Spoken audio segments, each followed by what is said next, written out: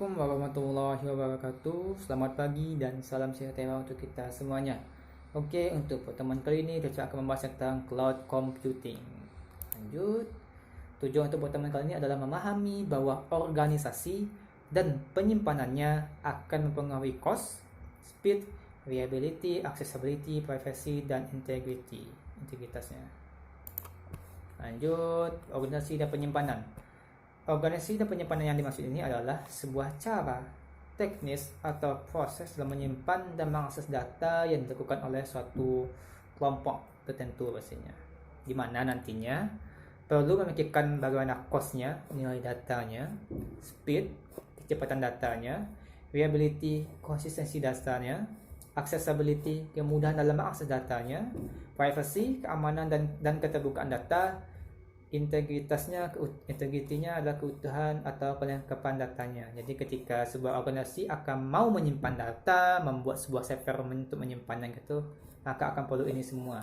Dan di mana ini semua akan berpengaruh, pasti akan sangat memerlukan sumber daya dan biaya yang sangat besar pastinya. Tidak akan mudah gitu pastinya. Oleh karena itu, untuk menghemat itu semua, maka dibuatlah namanya cloud computing gitu pastinya.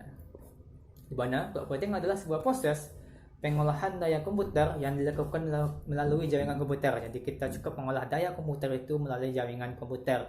Di mana computing itu merupakan sebuah teknologi yang menyediakan internet sebagai pusat server dalam mengolah datanya. Jadi pusat data itu internet gitu. Situ kita akan mengolah data-datanya. Contohnya itu apa aja, teacher? Seperti contohnya adalah Cloudflare, Google Drive, Gmail, Glitch, Cloudhouse, dan lain-lain banyak lagi pastinya.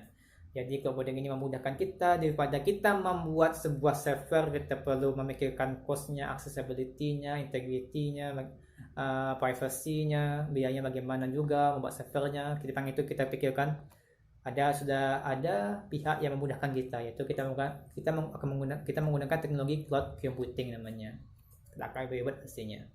Lanjut, fungsi cloud computing pertama sebagai media penyimpanan terpusat, ya, di mana kita menyediakan internet sebagai server terpusat, kita bisa menyimpan data di situ. Di mana kelebihannya itu adalah memudahkan dalam menyimpan dan mengakses data. Contoh lagi kita kan kita mudah menyimpan data, mudah mengakses data, mengurangi biaya tambahan hardware dan software, ya, daripada kita membeli hard disk atau server yang lainnya gitu. Kita cukup online saja gitu, memudahkan, mengurangi biayanya pastinya.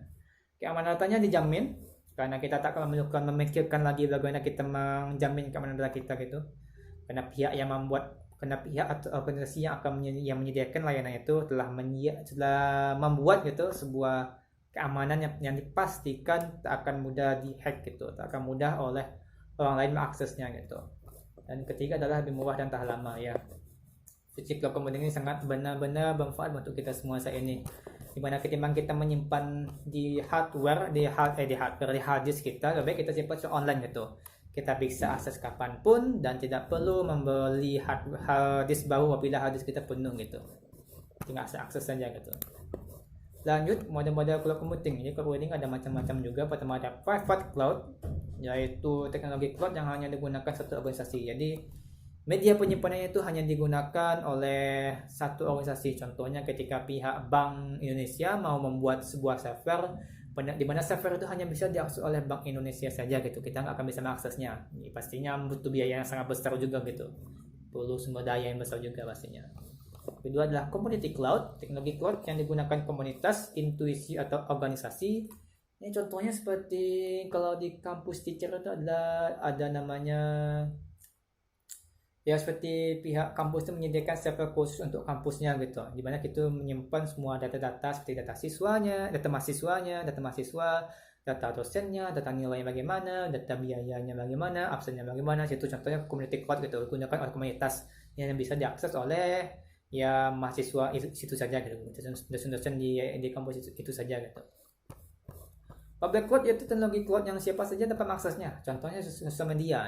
Sosial media itu juga masuk cloud computing juga, karena di sana kita bisa menyimpan data kita itu apa aja, nama Anda, foto-foto yang Anda share, status alay Anda, selfie Anda berdua dengan siapa saja gitu, berempat dengan apa aja kan, foto-foto semua disimpan gitu. Itu public cloud gitu.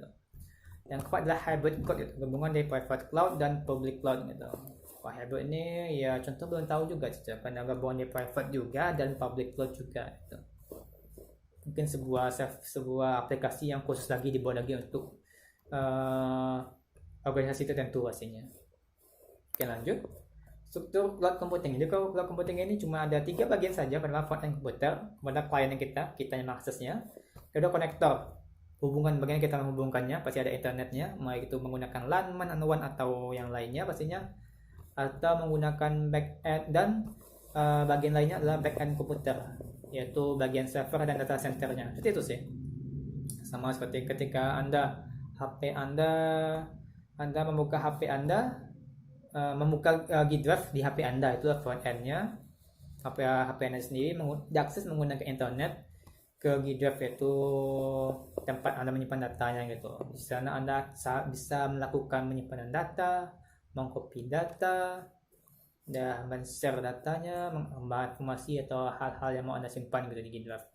Di sosial media pun juga sama pastinya. Oke, mungkin cukup untuk pertemuan kali ini. Mungkin ya nggak terlalu banyak juga pembahasannya. Terima kasih atas perhatiannya. Sampai jumpa di pertemuan berikutnya.